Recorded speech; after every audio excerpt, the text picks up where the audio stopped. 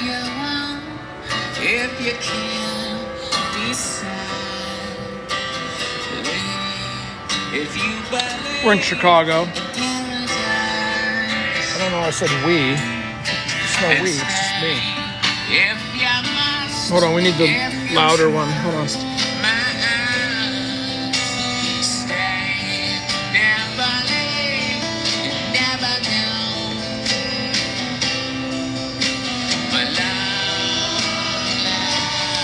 So whenever I think of Chicago, I think of the Smashing Pumpkins, and I always think of this song for some reason. And it's not a Smashing Pumpkins song. It's by Zwan, which was one of Billy's bands. So we're in Chicago. I took the train here, slept on the train. I'm absolutely fucking exhausted. And we're going to do Antisemitism Incorporated. So all great conspiracies lead to Mrs. Rothschild. And everybody loves Mrs. Roth. I mean, she's great, isn't she? Whenever I get confused about things, I just say, it's Mrs. Rothschild.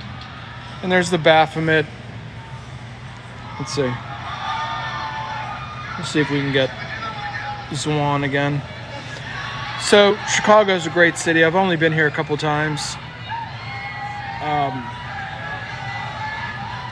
We'll see what happens with that. So, the world is blowing up around the theme of anti-Semitism. And I won't make this very long because I have to meet somebody in just a few minutes. But, there we go. A little background music. So, let me ruin it for you. The whole Candace, Erica, Tucker, that whole thing is fake. Even if it's not fake, it doesn't do anything, right? It's just everybody's attention is on these things that don't really matter. Nick Fuentes is fake. They're just, like, whenever I watch Nick Fuentes, like, he's the kind of anti-Semitism you don't want to go there. There's nothing there. It's old 19th century cliches and bullshit. And it's just a little bit too staged. You know what I mean? So, but here's my point to you. I'm going to make it very quick. Antisemitism Incorporated is what AI is. They're going to run the whole system on anti-Semitism. Meaning there's like your credit score. In the West, you're going to have, it's almost like you're going to have an anti-Semitism score. So anything that you say that resists the power and centralization and control and the technology and the software and Palantir and everything, it's all going to register with this. Any pushback will be called anti-Semitism. Did you know that I'm a Yale guy, so it's hard for me to admit this, but did you know, like, Harvard is, like, shutting down, like, 40% of their classes? Think about this, people. Like, the Western university system in the United States is like, rolling over and being suppressed by... To really understand anti-Semitism, you have to understand that both sides are using it. Do you get the joke here? It's not whether or not you like Jewish people, okay? This is the new pseudo-religion that has replaced church and state. We used to have a separation of church and state. We don't anymore. That's been replaced with Antisemitism Incorporated. The technical, literally the cloud, the hardware running Antisemitism Incorporated is 41% owned by one man named Larry Ellison. What? Second biggest contributor to the IDF. So no matter what you do, no matter what you say, you're going to be in some stage of anti-Semitism. You're going to be like from the fake Nick Fuentes, Tucker Carlson, Candace Owens thing, all the way over to this woman. Remember this woman who looks like she also looks like a caricature off of a bad Disney movie? This woman right here.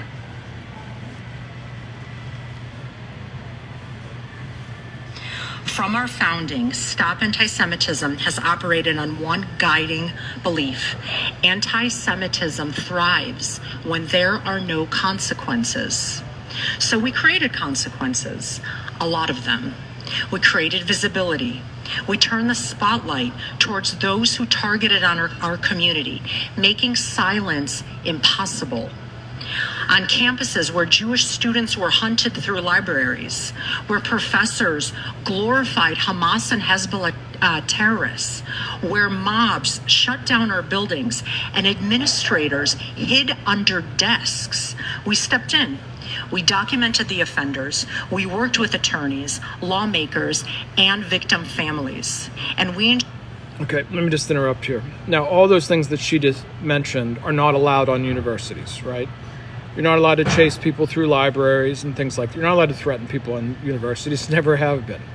What I'm getting at is there's a whole new pseudo world of law and culture going to be dropped on top of us in the name of anti-Semitism. It's going to come through technology.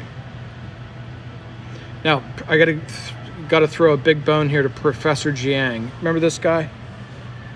I think I have him on here. Yeah, this guy. This is the Greater Israel Project. Okay, this is what Yahweh promised to Abraham in the Bible. Okay, that's up on my TikTok too.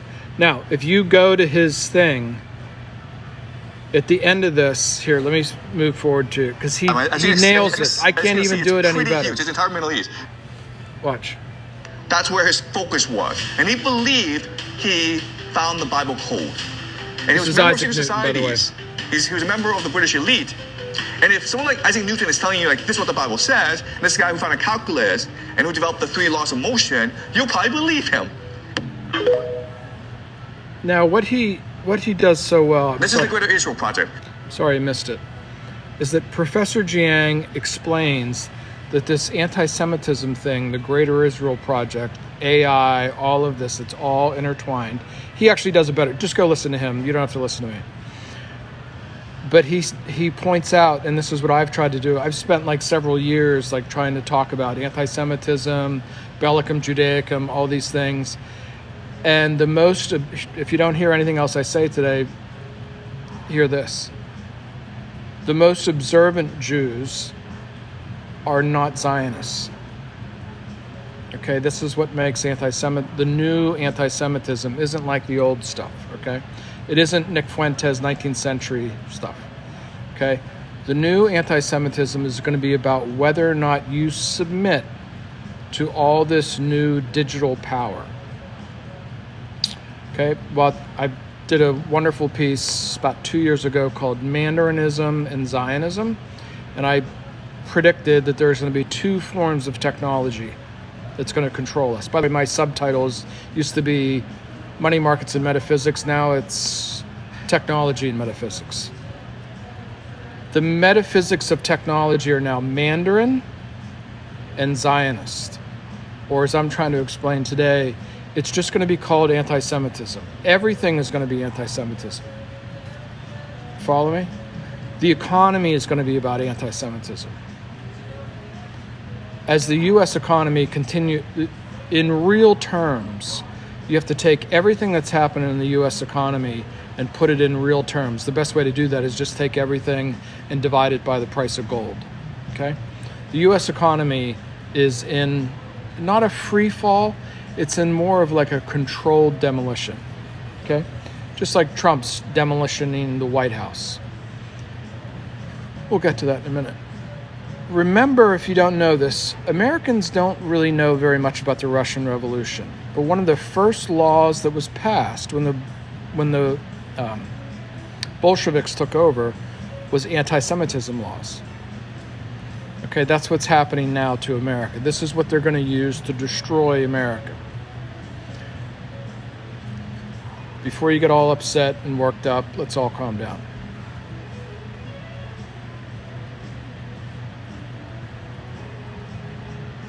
Where's the resistance?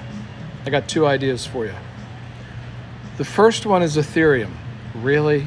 You're going to pull that? Crypto is going to fucking save us from this, from Mrs. Rothschild. Go look. I posted it on Substack just for a quick view. Ethereum is going to become all about privacy, and it always has been. The decentralization project. Sure, the message was not mistaken. Okay, girlfriend. Citizens will be on their best behavior because we're constantly reporting everything that's going on. Sorry, you got to hear that one. Citizens will be on their best behavior because we're constantly reporting everything that's going on. That was Larry Ellison, by the way. Larry Ellison just comes out in the open and says, citizens are going to be on their best behavior because we're recording everything. This is America's Bolshevism, okay? What happened to Germany and Russia in the 20th century is now happening to the United States. You feeling me? Now here's something real, I got to throw this in there. The Mustache Man people, by the way, the Mustache Man party didn't start off as a racist bunch of psychos. It was a socialist workers' party, okay? And somehow they found this Austrian guy with a bad mustache who was a corporal in World War I, and he got a whole bunch of money behind him. Weird. And then the Socialist Workers' Party became this crazed racist party, all right? And here's my big question for you on a Sunday. Was Mustache Man's party pro-Zionist or anti-Zionist?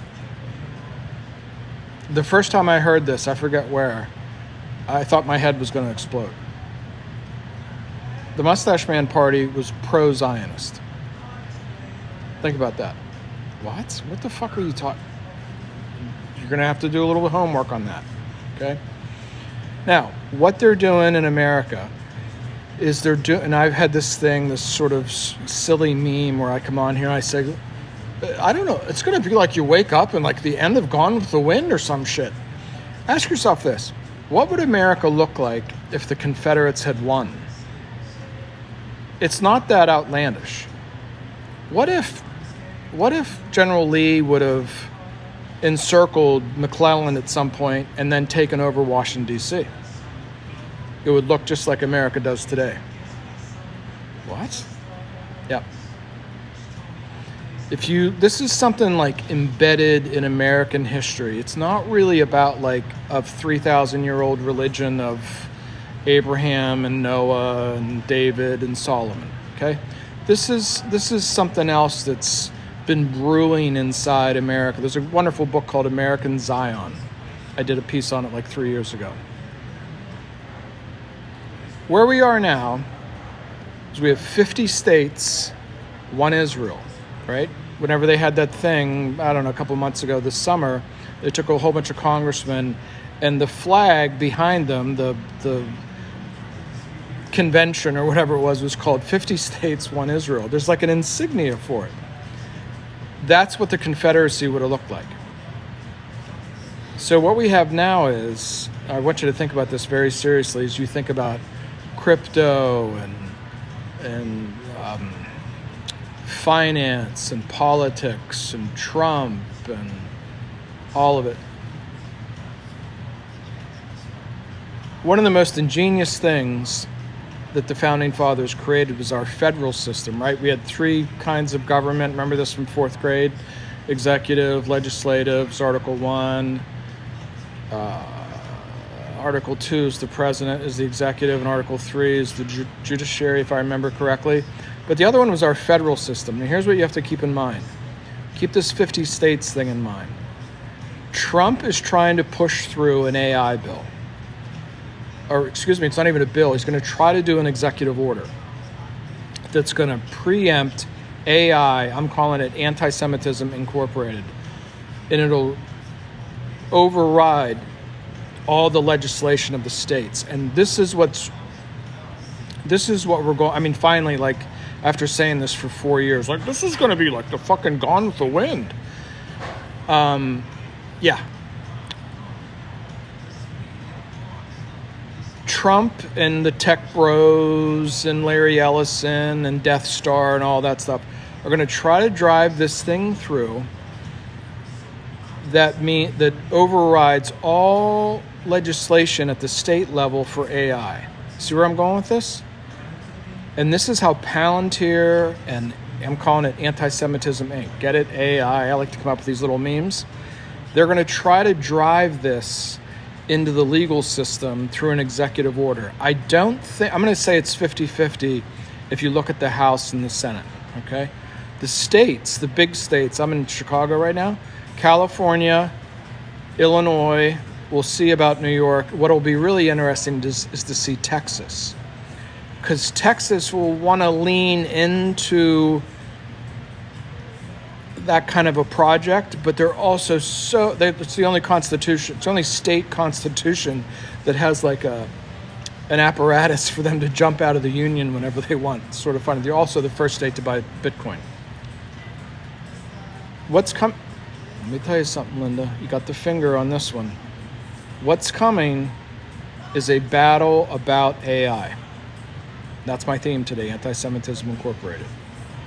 They're going to try to override the legislative power of the states. And it's the states that control property, to some degree environmental regulation, and corporate regulation. I just want you to think about this. I mean, by all means, I'm interested in your feedback. You could see class action lawsuits against Palantir, against OpenAI. You see where I'm going with this? There's going to be like a battle royale. This is total fourth turning shit. This is like, go listen to Professor Jiang. Go read the book, The Fourth Turning. If you need a gift for somebody this Christmas, go get The Fourth Turning. Like, I always do this silly thing where I say, like, conservative Uncle Bob and his lesbian niece, right? They both need to read that book, because we are absolutely living through exactly what they predicted in 1991, which was when the Soviet Union went down and when grunge started. I think those two things are related. I don't really understand how, but someday I'll come up with that for a nice Sunday live session as well. Antisemitism Incorporated is going to be tried to installed almost above the legislative capacity of anything in the Constitution. It's a lot like the Confederacy. It's a lot like, fuck you, Lincoln's coming to the Washington, D.C., we're not going to stick around to see what happens. We're seceding, and we're going to go make our own rules, thank you very much. And by the way, we'll bombard Fort Sumter for 36 hours.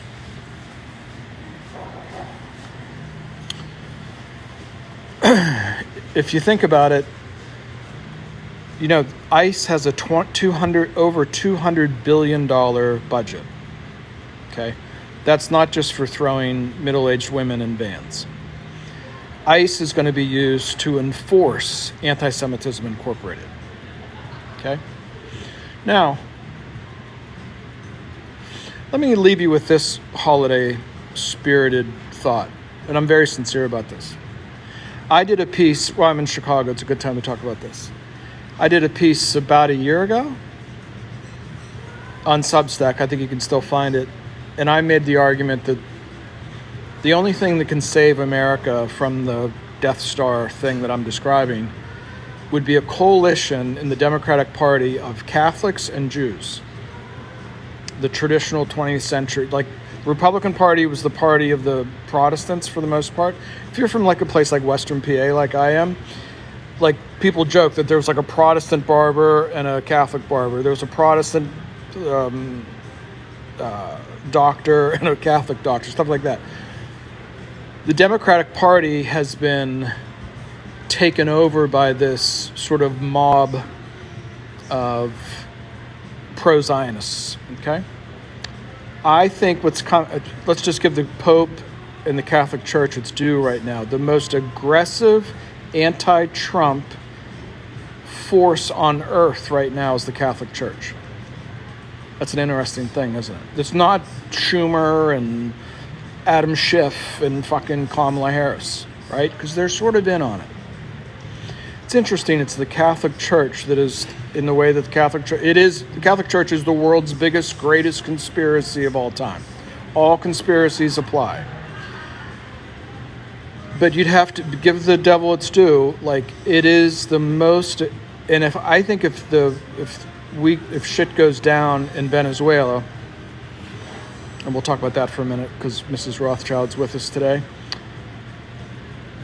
All you need to know about Venezuela is the Rothschilds got kicked out of Russia. That's it. They lost all their oil, and BP got kicked out of Russia. I've told the story dozens of times on here. Probably there'll be no war in Venezuela. What they're doing is just putting pressure on them so they can go back in and renegotiate the contracts.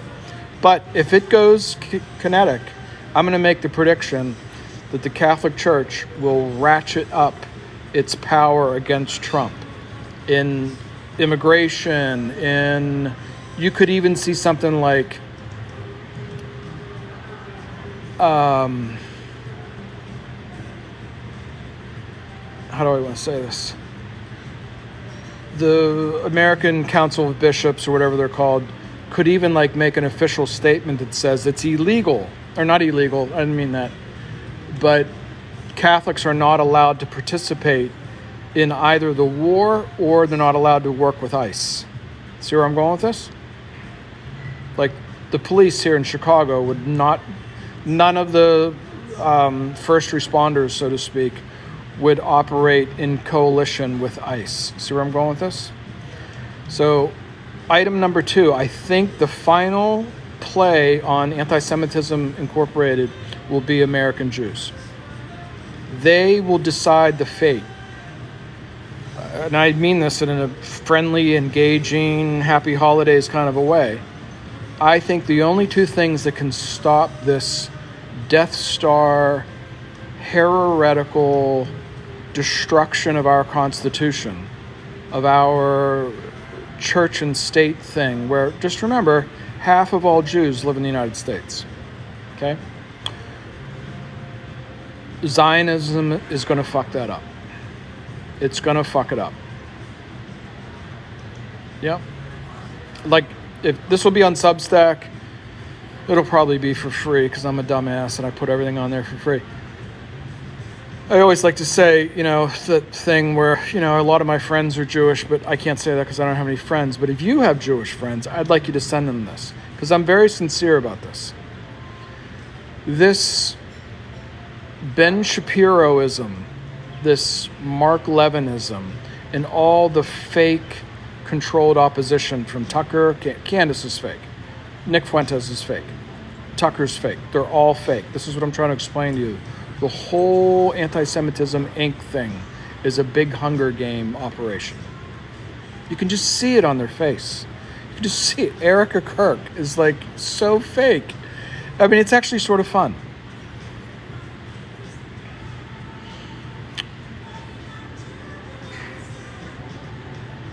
While this thing is going on, this Antisemitism Inc. thing is being the very Bolshevik-like. I did a piece on here where I alerted everybody that Alex Karp was trained by the Frankfurt School through Habermas. If you're a philosophy person, you know what I'm talking about. The next day, the Financial Times did an editorial and referred to Trump's administration and his policies as, quote, neo-Marxist. America is living through the greatest threat to the Constitution ever.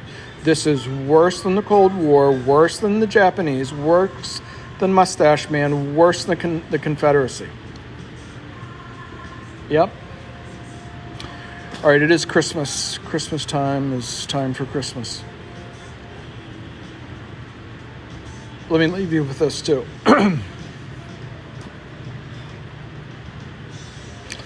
If you read the New Testament, you live in like two worlds that overlap, the Roman world and the Jewish world, okay?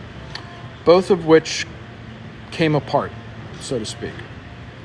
And the Western world, as we think of it, grew out of that collapse of those two structures. America, I call them Gog and Magog, America revived those two things of the New Testament, the Roman Empire and the Jewish world. It's interesting, isn't it?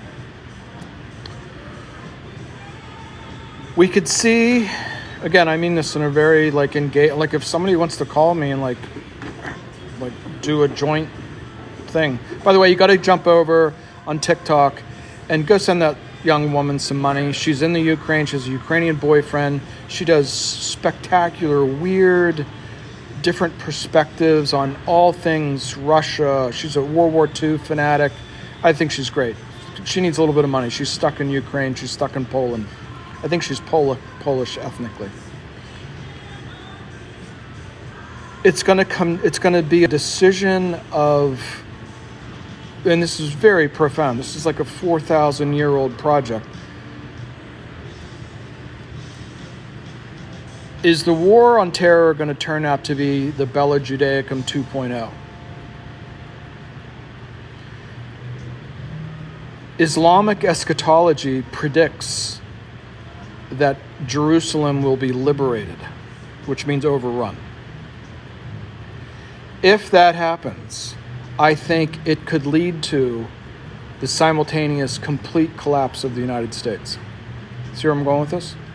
We won't be able to push back against Iran, China, and Russia. Okay, it's already happening.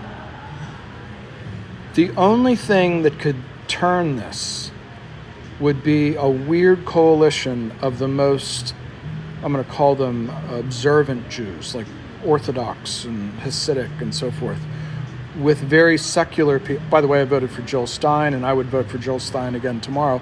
In fact, I would say to people, if you voted for Kamala Harris or Donald Trump, and you really look back on your decision, you'd have to admit that there's something wrong with you. To think that either of those two people belong in the Oval Office, there's something wrong with your brain. I mean, and I know Jill Stein is never going to become president of the United States, but like, she's a doctor, she's articulate, she's thoughtful. Like, Donald Trump makes like oral sex motions on a microphone, and you voted for him. And the other one's drunk by 11 o'clock in the morning. So, happy Hanukkah, happy holidays, Merry Christmas. Only the Jews can save us now.